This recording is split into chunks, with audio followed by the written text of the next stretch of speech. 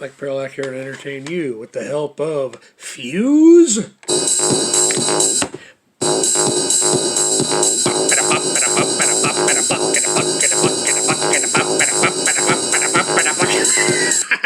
Interesting tune. I couldn't help but add some lyrics to it, for lack of a better term. Interesting tune. It's entitled F U, which I can only assume is an abbreviation for full on unison. Assuming that full on is abbreviated into one word.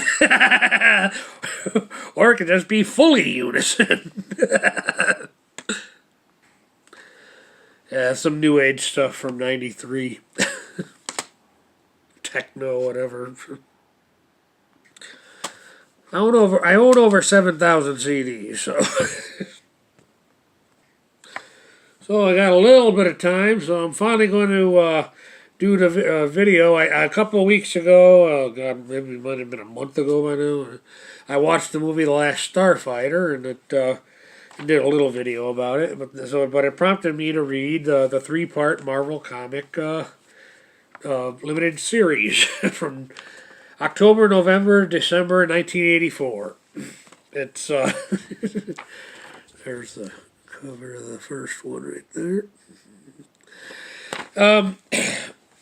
There are some good things about it and some not so good things about it, and some after watching the special features on about the details of the making of the movie, some of the stuff about the comic does make sense.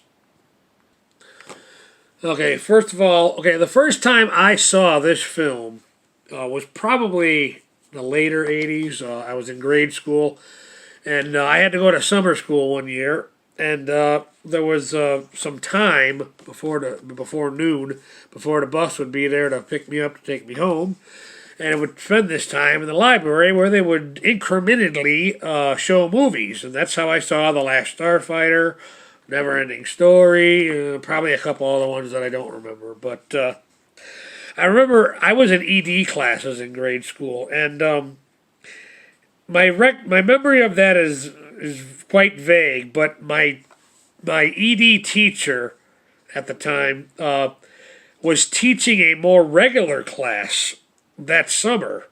And I just happened to be the only student there. She'd put me in the back of the classroom and just give me an assignment to do. And when I look back now, it's almost as if the school system knew more time away from my father was a good thing for me. Even though it would take them 6 years to legally do anything, really. Which I agree with. It should go back to that. It shouldn't be like it is now, where the schools have more rights over the kids than the parents do. But I'm an anomaly. Not all people were raised by a male feminist loser like I was. But anyways, back to The Last Starfighter comic. There's issue 2. And the conclusion. But the comic book kind of has a generic tie-up at the end compared to the film. They possibly got a shorter version of the script because this film, my understanding, this film was technically in the writing process all the way up to filming it. So I think that's why the highlight of this 3-part comic book is the first one, where there is some additional intriguing dialogue between Alex and the Centauri character, kind of equivalent of deleted scenes. The second part was actually missing some of the dialogue that was in the film, and the third part felt rushed, especially the end. Based on what I know now, I theorize that in addition to the rewriting after rewriting after rewriting of the film to make the ending, I think that the actors in the film probably had a part in that, because there's such it's such an ensemble of intriguing characters in the film. Anyways, living in this trailer park community, Starlight, Starbright. But I think the actors probably made all the difference to why the movie has such a heartfelt and beautiful ending. Comic book, not so much. It really is rushed. It's like, okay, whatever, compared to the film. But like I said, this comic book came out in '84, the same year as the movie, and this comic book could be based on a much shorter and less quality or script, or a script that was still in the works, really. The Maggie character in the movie definitely had more depth and dimension than in the comic book, where she's really barely there as a character.